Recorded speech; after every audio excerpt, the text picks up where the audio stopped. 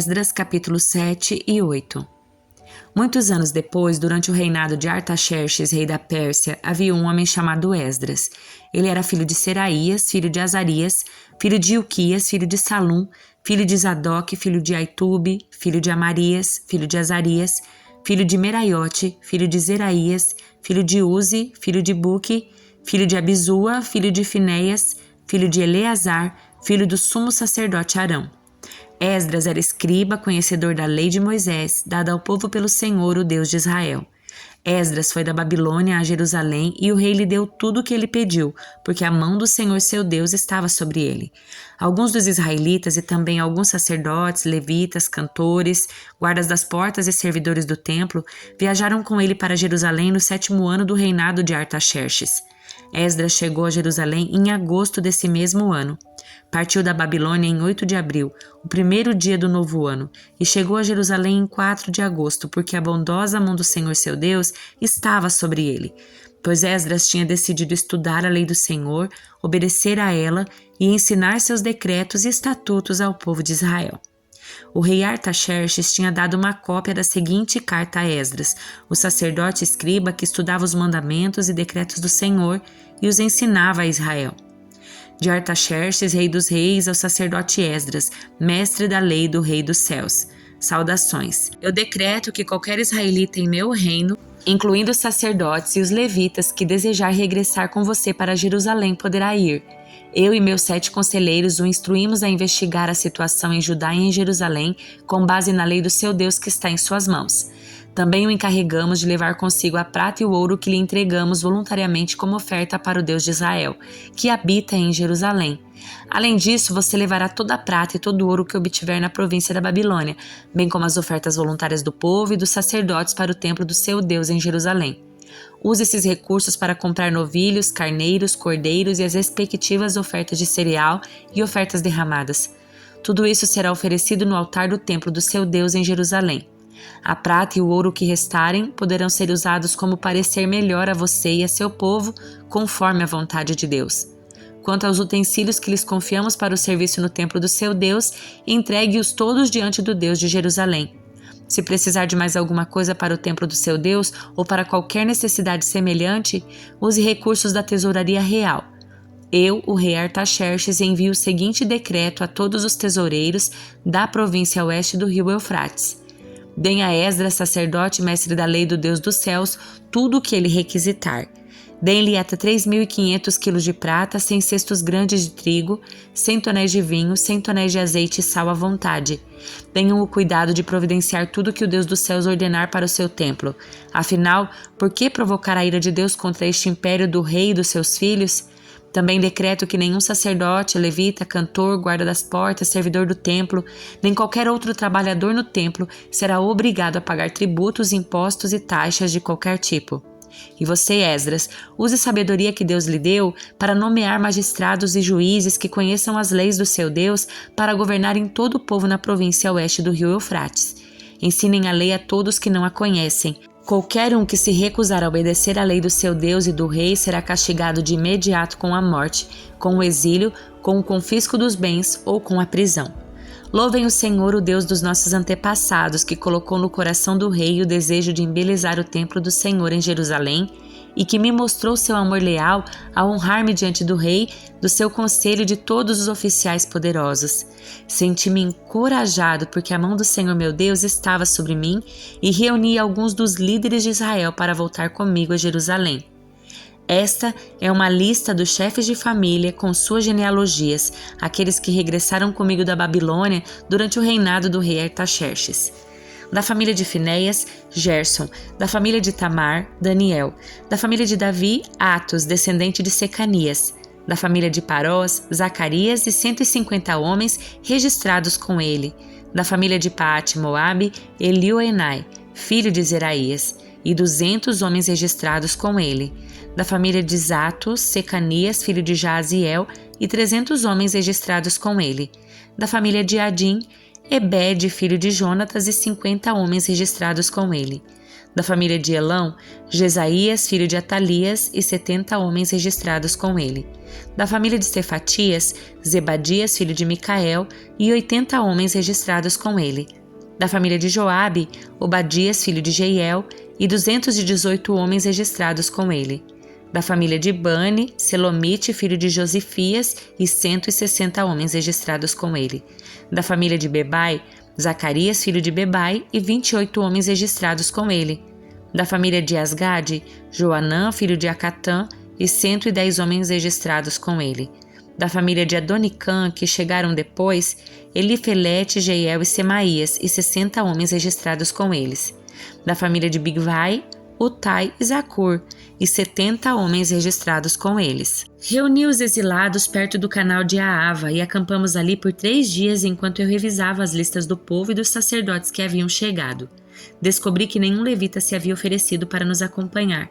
Por isso mandei chamar Eliezer, Ariel, Semaías, Eunatã, Jaribe, Elnatã, Natã, Zacarias e Mesulão, líderes do povo. Também mandei chamar Joiaribe e Eunatã, 2 homens com discernimento. Enviei-os a Ido, chefe dos levitas, em Casífia, que eles pedissem a ele, seus parentes e aos servidores do templo que nos enviassem ministros para o templo de Deus em Jerusalém. Visto que a bondosa mão do nosso Deus estava sobre nós, eles nos enviaram Serebias junto com 18 dos seus filhos e parentes. Era um homem inteligente, descendente de Mali, descendente de Levi, filho de Israel. Também nos enviaram Asabias junto com Jesaías, dos descendentes de Merari, 20 dos seus filhos e parentes e 220 servidores do templo. Os servidores do templo eram assistentes dos levitas, um grupo de trabalhadores do templo instituído pelo rei Davi e por seus oficiais. Todos estavam registrados por nome.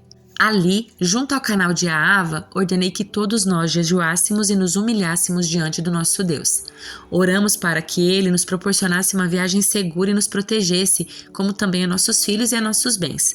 Pois tive vergonha de pedir ao rei soldados e cavaleiros para nos acompanhar e nos proteger de inimigos ao longo do caminho. Afinal, tínhamos dito ao rei: a bondosa mão do nosso Deus está sobre todos que o adoram, mas seu poder e sua ira estão contra todos que o abandonam. Assim, jejuamos e pedimos com fervor que nosso Deus cuidasse de nós, e ele atendeu a nossa oração.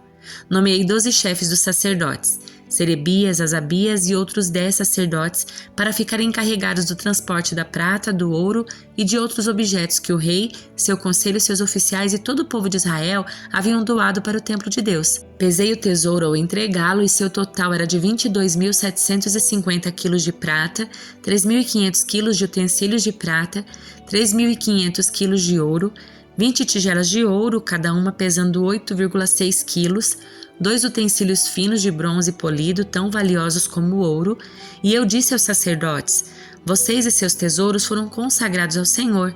A prata e o ouro são ofertas voluntárias ao Senhor, o Deus dos nossos antepassados. Guardem bem esses tesouros até que os apresentem aos líderes dos sacerdotes, aos levitas e aos chefes de família de Israel, que os pesarão nos depósitos do templo do Senhor em Jerusalém. Os sacerdotes e os levitas aceitaram a responsabilidade de transportar esses tesouros de prata e de ouro até o templo do nosso Deus em Jerusalém. Levantamos acampamento junto ao canal de Aava no dia 19 de abril e partimos para Jerusalém. E a mão de nosso Deus nos protegeu e nos guardou de inimigos e bandidos ao longo do caminho. Assim, chegamos em segurança a Jerusalém, onde descansamos por 3 dias. No 4º dia, depois de nossa chegada, a prata, o ouro e os utensílios valiosos foram pesados no templo de nosso Deus e entregues a Meremote, filho do sacerdote Urias. Estavam com eles Eleazar, filho de Finéias, e os levitas Josabade, filho de Jesua, e Noadias, filho de Binui. Pesaram e contaram tudo, e o peso total foi registrado oficialmente. Os exilados que haviam regressado do cativeiro ofereceram holocaustos ao Deus de Israel. Apresentaram 12 touros por todo o povo de Israel, 96 carneiros e 77 cordeiros. Também apresentaram 12 bodes como oferta pelo pecado. Tudo isso foi oferecido como holocausto ao Senhor. Os decretos do rei foram entregues aos oficiais que ocupavam os cargos mais elevados e aos governadores das províncias a oeste do rio Eufrates, que passaram a apoiar o povo e o templo de Deus. Livro de Isaías, capítulo 11. Do tronco da linhagem de Jessé brotará um renovo. Sim, um novo ramo que de suas raízes dará frutos.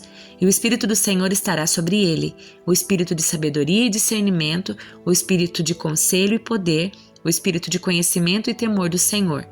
Ele terá prazer em obedecer ao Senhor. Não julgará pela aparência nem acusará com base em rumores. Fará justiça aos pobres e tomará decisões imparciais em favor dos oprimidos. A terra estremecerá com força da sua palavra e o sopro da sua boca destruirá os perversos. Vestirá a justiça como um cinto e a verdade como uma cinta nos quadris.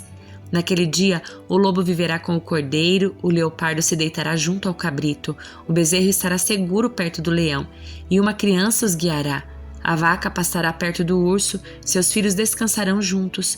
O leão comerá capim como a vaca, o bebê brincará em segurança perto da toca da cobra. Sim, a criancinha colocará a mão no ninho de víboras. Em todo o meu santo monte não se fará mal nem haverá destruição, pois como as águas enchem o mar, a terra estará cheia de gente que conhece o Senhor. Naquele dia, o descendente de Jessé será uma bandeira de salvação para todo o mundo. As nações se reunirão junto a ele e a terra onde ele habita será um lugar glorioso. Naquele dia, o Senhor estenderá a mão pela segunda vez para trazer de volta o remanescente do seu povo, aqueles que restarem na Síria e no norte do Egito, no sul do Egito, na Etiópia e em Elão, na Babilônia, em Ramate e nas distantes terras costeiras. Levantará uma bandeira entre as nações e reunirá os exilados de Israel. Ajuntará o povo disperso de Judá desde os confins da terra. Então, por fim, acabará o ciúme entre Israel e Judá e deixarão de ser rivais. Unirão forças para vir sobre a Filistia no oeste. Juntos atacarão e saquearão as nações do leste. Ocuparão as terras de Edom e Moabe, e Amon lhes obedecerá. O Senhor abrirá um caminho seco no golfo do Mar Vermelho, moverá a mão sobre o rio Eufrates e enviará um vento forte que o dividirá em 7 riachos para que possa ser atravessado a pé. Fará uma estrada para o remanescente do seu povo, o remanescente que virá da Síria, como fez por Israel muito tempo atrás, quando o povo voltou do Egito. Hebreus capítulo 3. Portanto, irmãos santos que participam do chamado celestial, considerem atentamente a Jesus que declaramos ser apóstolo e sumo sacerdote, pois ele foi fiel àquele que o designou, assim como Moisés serviu fielmente quando lhe foi confiada toda a casa de Deus. Jesus, no entanto, é digno de muito mais honra que Moisés, assim como a pessoa que constrói uma casa merece mais elogios que a casa em si, pois toda a casa tem um construtor, mas Deus é o construtor de todas as coisas. Por certo, Moisés foi fiel como servo na casa de Deus e seu trabalho ilustrou verdades que seriam mais tarde reveladas. Mas Cristo, como Filho, é responsável por toda a casa de Deus, e nós somos a casa de Deus se nos mantivermos corajosos e firmes em nossa esperança gloriosa. Por isso o Espírito Santo diz: hoje, se ouvirem sua voz, não endureçam o coração como eles fizeram na rebelião quando me puseram à prova no deserto. Ali seus antepassados me tentaram e me puseram à prova, apesar de terem visto meus feitos durante 40 anos. Por isso fiquei irado com aquela geração e disse: seu coração sempre se desvia de mim, vocês se recusam a andar em meus caminhos. Assim jurei em minha ira, jamais entrarão em meu descanso. Portanto, irmãos, cuidem para que nenhum de vocês tenha um coração perverso e incrédulo que os desvie do Deus vivo.